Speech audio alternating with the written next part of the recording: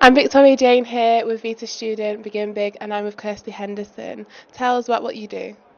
So I run a training and research institute in human development, and it spans the life cycle across a training program of recovery and prevention through to life balance, through to advancement.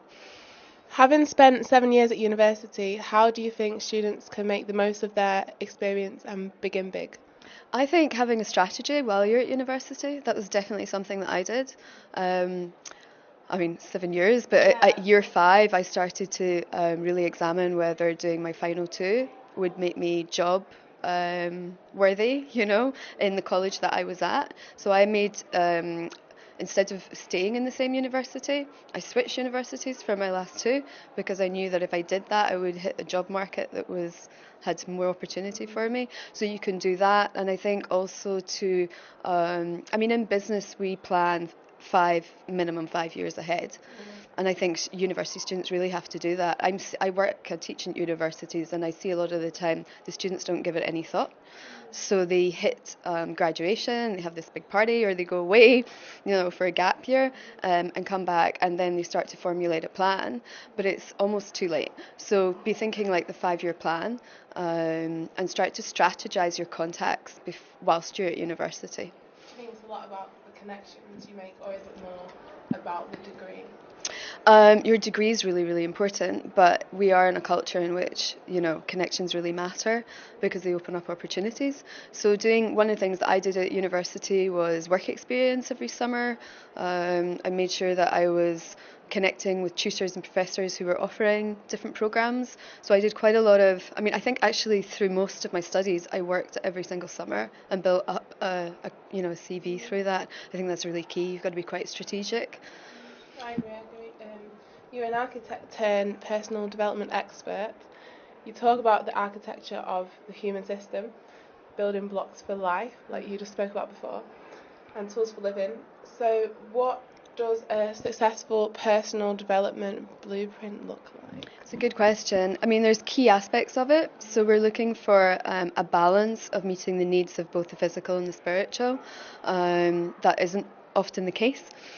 We often find that people either go very much into the physical needs or they go very much into the spiritual, but they don't do the two together. Yeah, and I think people they connect spirituality with particular religious doctrines, so they don't really like the quite often the language, the discussion about it. But ultimately, we need to have a positive experience as well as a positive output. So that would be the best way to kind of rationalize it right down before you developed your own ideas. And then the other thing that I would say is look for integration and unification. So we've been in a marketplace which has been very much moving from Western medicine into holistic.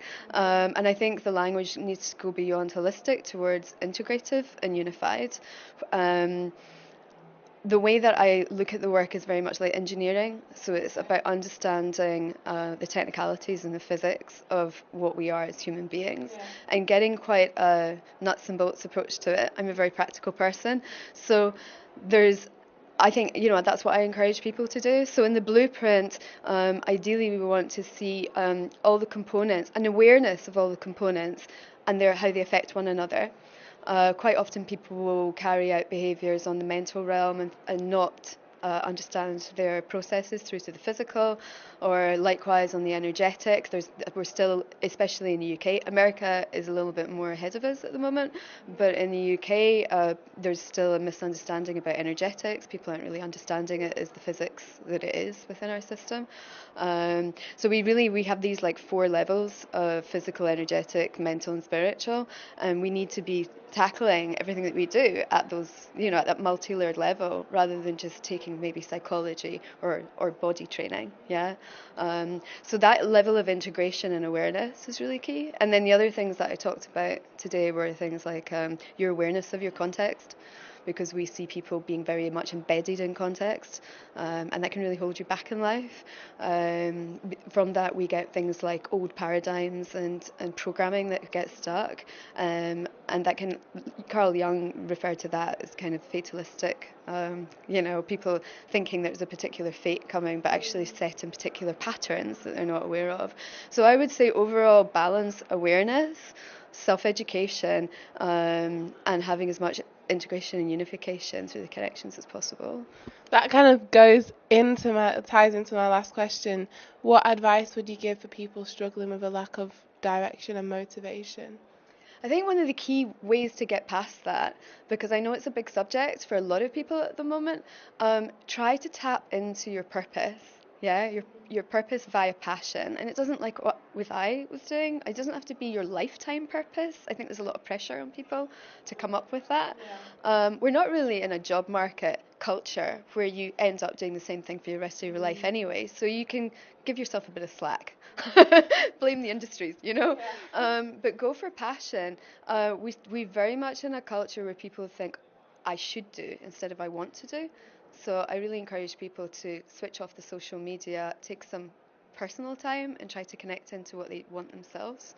That can be really difficult when you're got lots of outside influences coming in the whole time. Connect into what you want to do and start following that path. Because what you normally find is when you follow something with commitment through passion, that process drives you towards something else, you know.